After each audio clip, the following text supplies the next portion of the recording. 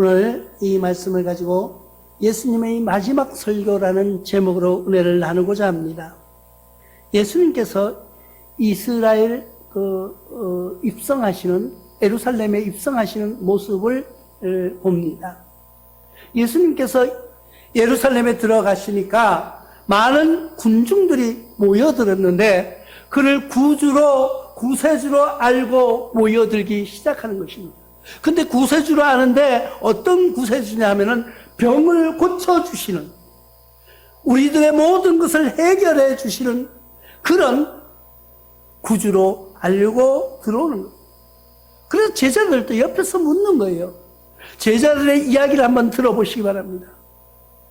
옛날에 그 법이 어떤 법이 있었냐면은, 부부가 결혼을 합니다. 결혼했는데 애가 없이 남편이 죽어버려요. 죽으면은 이 여자가 다른 데 시집을 갈 수 없잖아요. 그러면 그 여자가 누구하고 사느냐면 그 시동생하고 사는 거예요. 그 살다가 언제까지 살아? 아기를 낳을 때까지. 아기를 낳으면은 원래는 시동생의 애지만은 그 애 이름이 호적이 누구에게 되냐? 그 형한테로 가는 거예요, 형. 그러니까 계대법이라 그래가지고 맞이가 살다가 이제 신랑이 죽어버린 거예요. 그러면은 이 여자가 혼자서 어떻게 할 수가 없으니까 시동생하고 사는데 시동생이 애 낳을 때까지만 같이 살아주는 거예요. 그리고 애 낳으면은 시동생은 따로 가는 거죠. 자기는 이제 옛 남편, 죽은 남편의 자식으로 이름을 올려가지고 사는 것을, 그걸 뭐라 그러냐면 계대법이라고 얘기해요. 계대법. 그러니까 대를 이어간다는 거예요. 대를 이어주는 거예요. 왜 대를 이어주냐? 우리 그 족보가 여자의 그 모계 사회에서 일어나는 그런 이제 이야기입니다. 우리도 왜 그렇잖아요. 우리는 남자의 성을 따라가기 때문에 우리나라는 옛날에 그런 계대법에 비슷한 건데, 형이 아들이 없어요. 형이 아들이 없이 이제 살았는데 동생이 결혼해서 애를 낳았어요. 그럼 어떻게 해요? 동생의 맏아들을 형에게 양자로 준 거예요. 그 양자법이 있었던 거예요, 우리도. 그런데 이 계대법이 있었는데 그것을 가지고 예수님께 질문하는 거예요, 지금. 예수님에게 뭐라고 하냐면은, 예수님, 내가 아는 한 사람이 있습니다. 그런데 이 형이 애를 못 낳고 죽었다는 거예요. 죽었는데 그 부인이 시동생하고 살다가 시동생도 애를 못 낳고 먼저 죽어버린 거예요. 그럼 또 그 밑에 동생하고 사는 거예요. 그래가지고 그 여러 형제가 있었는데 그 형제들 다 살았다는 거예요. 그러니까 제일 맏형부터 둘째, 셋째, 넷째, 다섯째 가면서는 다 살았는데 애를 못 낳고 죽은 거예요. 그러면 죽었다. 이 사람들이 천국에서 다시 만나면은 그 여자는 누구의 아내가 되겠습니까? 형제들 다 살았으니까 남편을 찾아가야 될 거 아니에요. 그러니까 예수님이 답답하신 거예요, 지금. 아니, 내가 지금까지 지키고, 지금까지 가르치고, 지금까지 이적을 보면서 다 가르쳐 줬는데, 지금 나는 죽으려고 이 성에 들어가고 있는데, 제자들이 지금 이런 걸 가지고 논쟁을 하면서 물어보는 거예요. 그러니까 예수님이 얼마나 답답하겠어요, 그래서 예수님이 그렇게 말씀하십니다.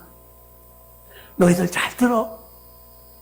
지금 내가 하는 말 잘 들으란 말이야. 엉뚱한 소리 하지 말고. 그럼 어떻게? 천국은 결혼도 하지 않는다는 거예요. 아내와 남편이 없다는 거예요. 모두 다 누구처럼 천사와 같이 산다는 거예요. 그래서 천국 이야기를 들려주는, 그러면서 이게 너무 답답한 거예요. 예수님이 지금 공생의 그 3년이라는 세월을 제자들을 이끌고 다른 무리들은 그렇다 치고 제자들이 못 알아들으니까 너무 답답하고, 그래가지고 이제 예수님은 예루살렘에 들어가서 이제 마지막으로 제자들을 가르치는 거예요. 그 시간이 오늘의 말씀이에요. 그런데 예수께서 이 말씀을 하실 때마다 제자들이 깜짝깜짝 놀라는 거예요. 왜 놀라요? 다 들은 이야기예요. 예전에 수없이 가르쳐준 그 이야기인데 제자들이 못 알아듣고 있었던 거예요. 예수님께서 제자들 많고 답답하니까, 너무 답답하니까 이야기를 해가시는 거예요. 그래서 마태는 이렇게 말합니다. 마태는 마태복음 7장 28절을 통해서 예수께서 이 말씀을 마침에 무리들이 그들의 가르침에 놀라니, 무리가 놀라는 게 아니고 자기도 놀란다는 거예요. 예수님의 말씀 속에서 무리들이 놀라는 게 아니라 자신들도 놀랐다는 것을 간접적인 고백을 하는 겁니다. 요한복음에서는 요한은 이렇게 말합니다. 7장 16절을 통해서 예수께서 대답하여 이르시되 내 교훈이 내 것이 아니요 나를 보내신 이의 것이니라. 내가 지금 말하는 것이 나의 교훈이 아니고 나를 보내신 이의 교훈이라고 말씀하신다는 거예요. 그 말씀은 뭐예요? 즉 하나님의 교훈이라는 거예요. 하나님의 말씀이라는 것을 이야기해 주고 있습니다. 요한일서 9절에는 지나쳐 그리스도 교훈 안에 거하지 아니하는 자는 다 하나님을 모시지 못하되 교훈 안에 거하는 그 사람은 아버지와 아들을 모시는다. 그러니까 예수님이 이제 교훈을 다 가르쳐 주니까 깨달은 제자들이 고백하는 거예요. 처음에는 놀랐어요. 그리고 다음 사람은 그렇게 말하는 거죠. 이것은 예수님이 직접 하시는 것이 아니라 누가? 예수님을 보내신 하나님의 말씀이라고 고백하는 거예요. 그리고 또 세 번째는 뭐라고 말해요? 이 말씀을 이 교훈 안에서 가르치는 이 말씀 안에서 거하면 하나님과 예수님을 같이 모시는 것이라고 고백합니다. 예수님은 바로 이 말씀을 듣고 싶은 거예요. 우리도 이 말씀의 신앙 고백이 되시기를 주님의 이름으로 축원합니다. 그러면서 예수님이 다시 말씀하십니다. 너희들은 어리석은 자의 교만을 나타내지 말라고 말합니다. 어리석은 자는 교만하다는 거예요. 어리석은 자는 교만하기 때문에 그 교만을 버리라고 이야기하고 계십니다. 잠언 25장 6절로 7절의 말씀해 보니까 왕 앞에서 스스로 높은 채 하지 말며 대인들이 자리에 서지 말라. 이는 사람이 내게 이리로 올라오라 말하는 것이 내 눈에 보이는 귀인 앞에서 저리로 내려가라 말할 것보다 나음이다. 내가 어디에 가서도 자리를 잘 앉으라는 거예요. 내 자리가 어딘지를 알아야 되는 거예요. 내 자리가 어딘지를 모르고 무조건 앞에 와서 단상에 또 앉았어요. 앉아있는데 나보다가 더 윗사람이 온 거예요. 나보다가 인기 있는 권력 있는 사람이 온 거예요. 그런데 사회자가 와서 말합니다. 선생님 자리가 여기 아니고 저 밑에 앉으세요. 여기는 다른 사람 자리입니다. 이러면서 많은 사람 앞에 내가 또 폼을 잡고 앉았는데 갑자기 내려가라면 얼마나 창피해요. 진짜 부끄럽죠. 나의 자리가 어딘 줄 알으라는 거예요. 왕 앞에서 왕자의 자리에 또 앉아있다가 왕이 딱 나타나면 얼마나 부끄럽겠어요. 우리가 가끔 가다가 제가 이제 그 영화를 좋아해서 영화를 이제 가끔씩 보는데 어떤 영화를 보니까 이 수하에 있는 사람이 자기 사장 책상에 앉은 거예요. 아무도 없어요. 자기 혼자 그 방에 들어가서 다리를 책상에다 딱 올려놓고 의자에 딱 누워있으니까 너무너무 좋은 거야. 의자가 너무 좋은 거야. 그래 딱 누워가지고 의자에 기대가지고 책상에다 다리를 양다리를 탁 포개서 얹어놓고 전화를 들고 거만하게 전화를 딱 하고 있는 거예요. 이 전화를 통화하다가 너무 심취해버린 거예요, 자기가. 내가 이 자리에 탁 앉아서 책상에 두 발을 올려놓고 전화를 탁 하면서 폼을 다 잡고 있는데 갑자기 사장이 싹 자기 방이니까 놓고 없이 딱 들어간 거예요. 그 모습을 본 거예요. 그 사장이 뭐라고 그랬어요? 그리고 내가 나무의 자리에 앉아서 폼을 잡고 있다가 주인이 딱 나타났을 때, 이거는 뭐 어찌할 수가 없는 거예요. 그런 모습을 우리가 상상해 보시기 바랍니다. 예수님이 지금 제자들에게서 그것을 이야기해 주는 겁니다. 지금 예수님은 제자들에게 이런 이야기를 할 그럴 위치가 아니에요. 왜? 예수님이 지금까지 계속 3년 동안 교육을 시켰잖아요. 같이 데리고 다니면서 보여주셨잖아요. 그러면은 그 정도는 말 안 해도 돼야지. 지금 여기의 수준이 아니고 어떤 수준이어야 돼요? 너희가 나가서 전파하라. 복음을 전파할 때 성령을 받고 내가 지금 십자가에 못 박히고 난 다음에 성령을 너희에게 부어줄 테인데, 성령이 임하면은 나가서 담대하게 말씀 전하고 복음 전할 때는 어떻게 하고 어떻게 기도하고 뭐 이런 걸 가르쳐야 되는데, 야 건방 떨지 말고 네 자리나 좀 찾으라고 이야기하고 있는 거예요. 예수님이 너무 답답한 거예요. 계시록 6장 15절에는 이렇게 말씀하고 있습니다. 땅의 임금들과 왕족들과 장군들과 부자들과 강한 자들이 모든 종과 모든 자유인이나 굴의 산들 바위에 숨어 산들과 바위에 말하는 우리 위에 떨어져 보좌에 앉으신 이의 얼굴에서와 그 어린 양의 진노에 우리를 가리라. 그 진노의 큰 날이 이르렀으니 누가 능히 서리하리라. 이 말은 뭐예요? 지금 부자와 왕족들과 장군들과 계시록에 보면은 많은 사람들이 세상에서 부를 누리고 권세를 누리고 떵떵거리면서 음란하고 탐욕하고 도적질하면서 살았어요. 근데 진노의 날이 딱 온 거예요. 진노의 날. 그러니까 하나님의 명령, 하나님의 음성이 들리자 이 사람들이 숨는 거예요. 숨어. 어디에 숨을까요? 땅 속으로 숨어서 바위들에 떨어지는 거예요. 떨어져서 나를 가려서 하나님이 보지 못하게 하라는 거예요. 보지 못하게.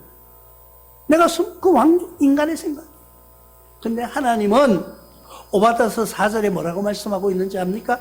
내가 독수리처럼 높이 오르며 별들 사이에 깃들일지라도 내가 거기서 너를 끌어내리리라. 이 여호와의 말씀입니다. 하나님께서 오바다를 통해서 미리 구약에다 말씀해 놓으신 거예요. 너희가 그 계시록에서 땅에 내가 이 먼 했는데 부끄러운 거예요. 지금 내가 남의 자리에 앉았다가 부끄러운 거예요. 내가 하나님의 자리에 앉았다가 하나님의 진노의 날이 오니까 부끄러운 거예요. 이 부끄러울 정도가 아니고 산들이 무너져서 나를 막으라는 거예요.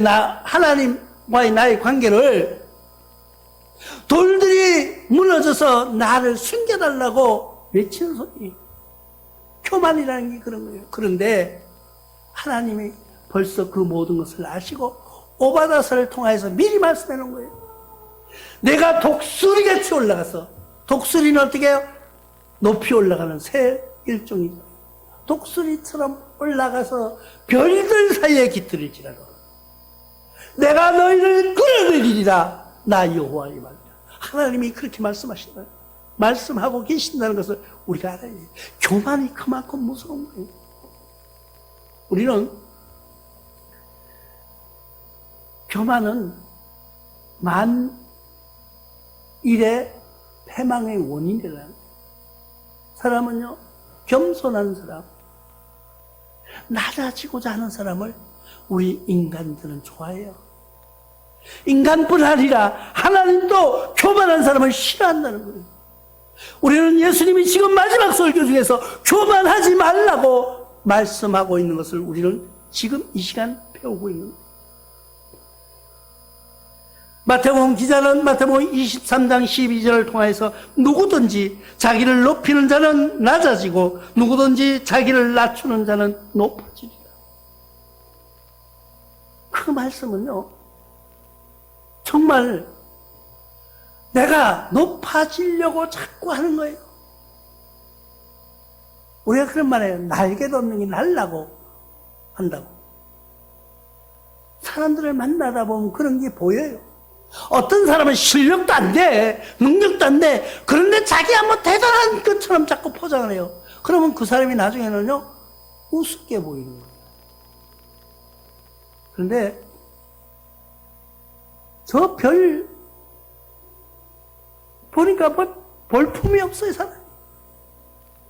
앉아있는 걸 봐도 그냥 볼품이 없어. 그런데 어느 순간에 그 사람이 기회에 가서 말하는 것을 들어보니까 그 사람은 상당한 지식을 가졌고요. 놀라운 그 지혜가 있다는 거예요. 그럼 어떻게 돼요? 조금 전까지 그 사람을 무시했는데, 조금 전까지 아무렇지도 않게 쳐다봤는데 그 사람을 물으러 보기 시작하는 거예요. 우리 인간의 모습이 그렇다는 거예요. 하물며 하나님 앞에서 우리가 감히, 오늘 말씀 속에서도 그렇게 말합니다. 긴 옷을 입고, 긴 옷을 입었다는 건 뭐예요?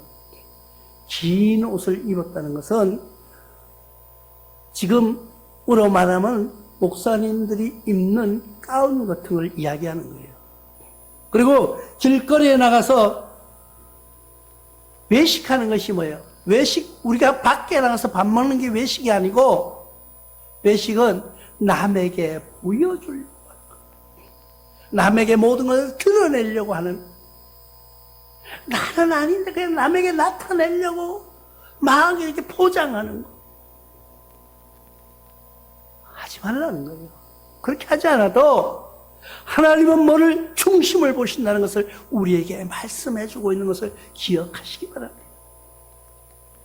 그리고 세 번째 마지막으로 행위에 따른 심판을 하시겠다고 말씀하는 거예요. 이게 무서운 말이에요. 이게 우리는 잘 기억해야 되는 말씀이에요.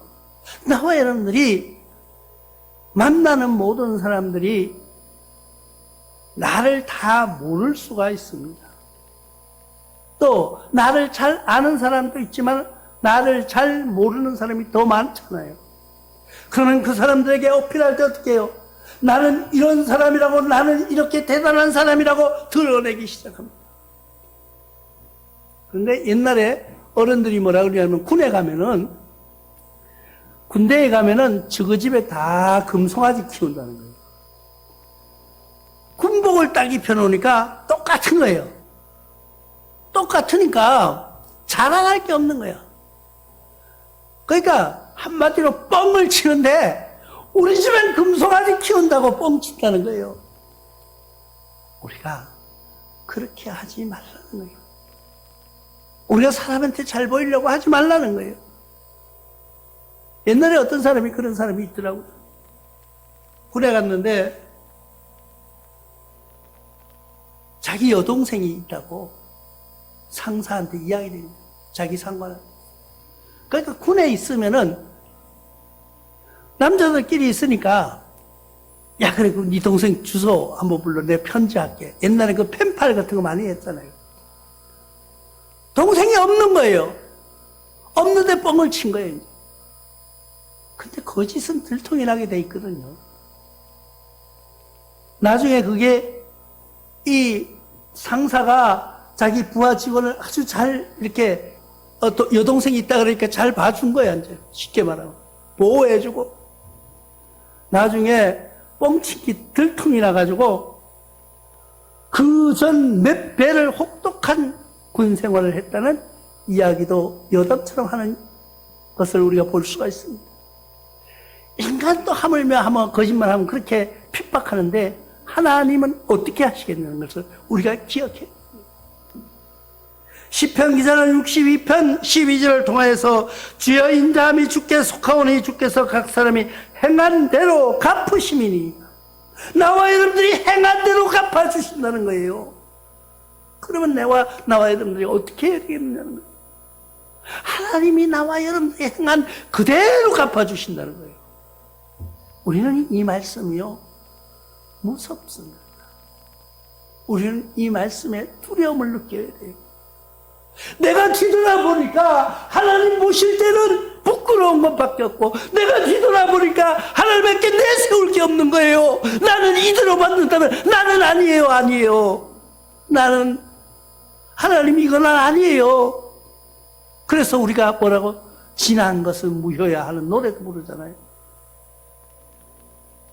내가 그 노래를 잘 못해서 그런데 지난 것은 무효야 지금부터 시작이야 뭐 하는 노래가 있어요. 하여튼 지난 것을 잊어버리고 지금부터라도 하나님 앞에 바로 서는 삶으로 승리하시길 바랍니다. 마태복음 기자는 이렇게 말합니다. 16장 27절을 통하여서 인자가 아버지의 영광으로 그 천사들과 함께 오리니 그때 각 사람이 행한 대로 갚으시리라. 하나님이 우리에게 오실 그날, 내가 하나님 앞으로 나아가는 그날 우리가 행한 대로 갚아주신다. 하나님 앞에 충성된 자는 충성으로, 하나님 앞에 사랑을 베푼 자는 사랑으로, 하나님의 은혜를 나눠준 사람의 그 은혜를, 우리가 그래서 교회에서 봉사하라고 하고요, 그래서 하나님께 물질을 심으라고도 말하고요, 하나님께 예배를 드리라고도 말하고요. 왜? 내가 행한 대로 하나님이 갚아주시겠다는 거예요. 그 말씀을 예수님이 지금 마지막 설교로 하고 계신 거예요. 너희가 지금 이 세상에서 행한 그대로 갚아주실 텐데, 우리는 나는 이런 말씀을 할 때마다 나는 두려워. 베드로전서 1장 17절에는 외모로 보시지 않고 각 사람의 행위대로 심판하신 이를 너희가 아버지라고 부른즉 너희가 나그네로 있을 때 두려움으로 지내라. 우리는 나그네예요. 이것을 잘 아는 최희준이라는 가수가 인생은 나그네, 인생은 나그네, 인생은 나그네. 우리 인생은 나그네와 같은 거예요. 나그네처럼 길을 가는데 어떤 때는 비도 오고요, 어떤 때는 따뜻한 햇빛이 비치는 거 같으니까 때로는 아주 마음 좋은 분을 만나서 진수성찬을 얻어먹고 목욕을 하고 잠자리에 드는 그런 때도 있더라고요. 그게 나그네예요. 우리 인생이 그렇게 지나가는 거예요. 지나가다가 비도 오고, 어떤 때는 태풍도 불어오고요, 어떤 때는 갑자기 우산을 준비 못해서 비를 혼빵 맞고 온몸이 젖어서 감기가 들어 콜록콜록 할 때도 있고요. 근데 어느 순간에는 내가 평안한 잠자리에 드는 순간도 있더라는 거예요. 그게 인생이잖아요. 우리 살아가는 게 그렇잖아요. 때로는 힘들고, 때로는 슬프고, 때로는 외롭고. 그러나 하나님이 나와 여러분들을 함께 하실 때 우리가 두려움으로, 우리가 하나님이 나와 함께 하신다는 자체가 두려운 거예요. 왜? 인생은 항상 욕망 속에 살아가거든요. 욕심을 가지고 살아가거든요. 저거 좋은 거 있으면 저거 내가 갖고 싶은 거거든요. 내가 저 좋은 거 있으면 내가 차지하고 싶은 거거든요. 근데 하나님은 소용없어, 소용없어.